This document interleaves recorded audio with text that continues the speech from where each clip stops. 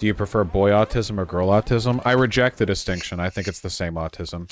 The real difference in autism, okay, is annoying autism versus, or I guess I should say malicious annoying versus endearing annoying autism. You know? Probably has more to do with empathy than anything. What is malicious annoying autism? Chat. I don't know which one I am. You're in chat. Some autistic people have no self-awareness. Like I've said before, one of the best hashtag life hacks to be a better autist and also a better person is almost everyone, when engaging in a conversation, thinks of the conversation as a chain of events where they get to say the thing they want to say. There's nothing wrong with that. It's natural. A person is saying something and in your head you're thinking, okay, here's my statement. Okay, here's my statement. And you're chaining together like the stuff that you want to say. One of the best things that you can do to be a better person and be more empathetic and be more aware of other people's social cues and interests is to think of it instead as a chain of woven between both of you. You want to tee them up, basically. You want to think of conversations as like a shared link of you getting to say the things that you want to say and giving them the space to say the things that they want to say, if that makes any sense. And when you're doing that, like, it's a mutual game that you're both playing. And if you think of it that way, you become more aware of what they're trying to do in the conversation rather than just it being a backdrop to you trying to say the things that you want to say. You're like passing the ball back and forth, right? And, you know, sometimes you're in a conversation where the other person is being kind of, like, boring or whatever, and, you know, that's life, but it's still a good skill. Does everyone understand what I'm talking about when I'm saying, like, back and forth with the conversation ball? You know? When I was younger, and by when I was younger, I mean, like, as recently as, like, 4 or 3 years ago, but I've gotten better at it since. Nobody's perfect, but I have gotten better. When I was trying to think about what other people wanted, like, what they wanted from a conversation, it was very difficult for me, and I think a lot of that is because understanding what a person wants isn't some big, grand, central revelation that you figure out and then you know. It's like little hints and signals that people communicate through body language or through the specific wording or their tone or any number of things. And in order for you to understand that and to keep up with it, you can't think of communication as a literal game, because it isn't. You have to think of it as a kind of, like, complex, contextual, and evolving system that you need to stay on top of in order to be a good conversationalist and a good person and empathetic and blah, blah, blah, blah. And to that end, it's important to understand what other people want out of a conversation, you know? Because you're not always going to be told directly. I find it off that I'm usually the one to adapting to other people, focusing on my communication, trying to be empathetic, while neurotypical people usually don't give a fuck about my autism. Yeah, but that's the thing, Substance Soda. I'm not saying that you need to be, like, nice or you need to be interested. I'm saying you have to understand what they're trying to get from the conversation. If they don't seem interested in the conversation, that's also a hint to pick up on. It's not about being, like, a super giving or generous conversation haver, at least not necessarily. A lot of it is also just, like, the skill to understand the other person's level of investment. Sometimes being super invested in a conversation, being really nice and generous when the other person doesn't care that much, is actually doing them a disservice. Sometimes the best thing you can do to a person you've been texting absentmindedly is to just ghost them, because they've been waiting for you to. None of it's easy, you know? And nobody has a perfect map to another person's mind. It's just, Hey Vaush, I'm outside in Taipei and I'm scared of me wearing my skirt for the first time in public. I am wearing my autistic cybercore outfit. Pretty progressive over there, aren't they? I think you'll be okay. I believe in you. I'm rooting for you, okay? Let me know if the Chinese invade, and good luck. Enjoy your autistic cybercore outfit. Never be afraid to ask if you're boring someone, they'll love you for it. No, don't ask if you're boring someone. Everyone will say, no, you're fine. Instead say, like, oh, I don't mean to bother you, by the way, if you're up to something, you know, or like, oh, I see you're doing something, I don't mean to, like, hold you up forever. And then their reaction to that will be what tells you their level of interest. If you're explaining to a person the entire... I fucking hate this fucking game, man. If you're explaining to a person the entire plot of Neon Genesis Evangelion, and you say, oh, and I don't mean, I'm having a good time talking, but I don't mean to take you up forever, and they say, like, oh, yeah, it's okay, but I should get back to stuff, then that means they're done with the conversation. And if they stay like, no, it's alright, then you probably are fine, you know? To be fair, I could be interested, just busy. Well, then the onus would be on you to reinitiate later. If you actually are busy in a way that ends the conversation, then it's your responsibility later to indicate your interest. It's learning how to deal with stuff like that is a skill, Darth Cuddlefuff. I need to learn how to politely exit those situations. I get cornered at places like game shops and similar by guys who are eager to tell me for 40 minutes about their D&D character. Man, if you gotta leave, you know? What's sir overall taking in ghosting, by the way? Me personally, it's one of the things I dislike about modern dating. I might be in a minority, but I think it'd take a nasty text over being ghosted any day. Thoughts? I think that most people would prefer that. That is true. I think the main issue is that most people have also experienced someone who was kind of a freak, and they didn't want to, like... People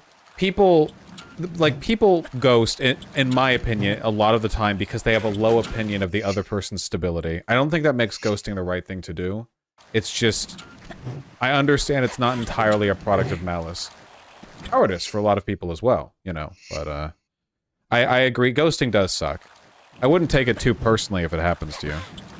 I wish Vaush would start doing actual politics stream. This culture, fashion game bullshit is fucking boring. Well, do I have a solution for you? Is there gonna be any politics today or just this shit? I hate it when he does game streams. Can we get back to the shit that actually matters? He really should have 2 channel 1 for... Oh, you're getting a perma. Oh ho ho. You've argued your way up.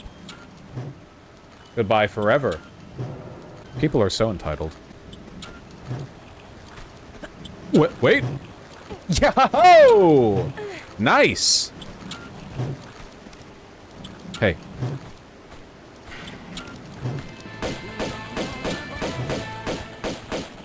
I like these gaming streams. It's good to see you enjoying yourself. Yeah, also, like, I'm just not interested in this isn't a news show. This isn't the Majority Report. I'm not interested in this just being like, oh, time to do the politics hour. There's political value even if you're just talking about, like, politics or whatever. There's political value in a kind of holistic community approach, rather than just, you know, oh, it's politics time.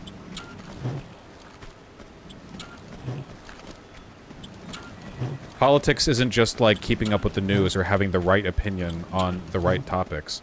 You know, politics is an all-encompassing feature of people's lives. It's something that reaches into every part of our interests, and there's just no way to comprehensively engage with all of that if your content is limited in that way. And I don't think there's anything wrong. Like, no person's content can cover literally all fucking things forever. But I also reject the idea that doing stuff like this means that we're, like, being irresponsible and not engaging with politics enough. Peoples keep forgetting that politics is any engagement in how groups and individuals relate to each other. It's so much more than just Congress, my dude. 100%, yeah. Politics is the sexual and the social. Ghosting sucks. I had a best friend of a year who ghosted me after our plans to move fell through. Now I'm alone in my hometown of 6,000 Sag lol. That fucking sucks. I'm really sorry. I mean, ghosting obviously isn't the problem there. The problem is the things that led your friend to ghost, right? Like, the ghosting was just this sort of expression of the broader behavior. But what a shitty way to end things, you know? I couldn't imagine treating a friend that way. My best friend who I talk to literally every day turned out to be leading me on. Lost interest a while ago for God knows why, but faked it really well. Texted first often, dropped me like a week ago with very cryptic... I'm really sorry to hear that. Yeah. I think this is one of the reasons why people can be really guarded in relationships, because that either that happens to them or they've done that to other people, so they can never really, like, understand. This is why... Okay, this is gonna sound really dumb, but hopefully this is, I guess, interpreted in the good spirit with which it's intended. I don't believe in shit-testing people, as in deliberately putting people in bad situations or, like, making them stressed or making them have to do something in order to, like, prove their loyalty or worth. This is like a very common red pill thing to do with girls. But I do believe in one real, authentic shit test for friends. And it's that if you ask them to do something that is inconvenient and undesirable to them, that genuinely helps you out, and they do it, that's a good-ass friend. Like, part of friendship, it's not all transactional. If a friend is a good friend, then you should be able to burden them sometimes. Not like crazy, life-ruining, da-di-da, not making things horrible, buddy-ba, but like helping them move. Really helping them out with a given situation. You know, just something like that, you know? I think that it's good to call upon your friends to help you in times like that, even if you're being a burden to them, because it strengthens the friendship. It shows them that you care enough about their input, that you would seek them, that you trust them enough to seek them out. And it proves to you that they care enough to help you, you know? And if a friend doesn't want to do that thing for you, it doesn't always mean they're not a good friend, you know? Sometimes they just really don't want to do that thing, or they just aren't in the mood to be that helpful in that moment. That's fine. That doesn't mean they don't like you or anything. I just think it's something that should be a component of good friendships, the understanding that you can, in a non-transactional sense, do that sort of thing. I'm not talking about being emotionally burdening or anything concept. Why can't bicycles stand up on their own? Because they're always too tired. That's why I ride tricycles exclusively. Yeah, no, I'm not talking about long-term emotional burdening. Fuck that. I think that's a bad thing to do to a friend. I mean, like, them helping you out with a thing. You'll have to be willing to do that yourself, too? Yes. Yes, you also have to be willing to do that yourself, 100%. A good friend shows up with food unannounced when you're sick. Yeah, it's nice. This is just a general relationship thing, you know? Partner, wife, girlfriend, regular friend, good coworker, even. There are few joys greater in life. What the fuck? There are few joys greater in life, I think, than that warm, fuzzy feeling you get when someone who really doesn't have to help you out, helps you out. Yeah, there are few things better than that warm, fuzzy feeling that you get when someone helps you out, even when you know it's an inconvenience to them, and you know they truly don't mind. And likewise, the feeling of being able to do that for another person.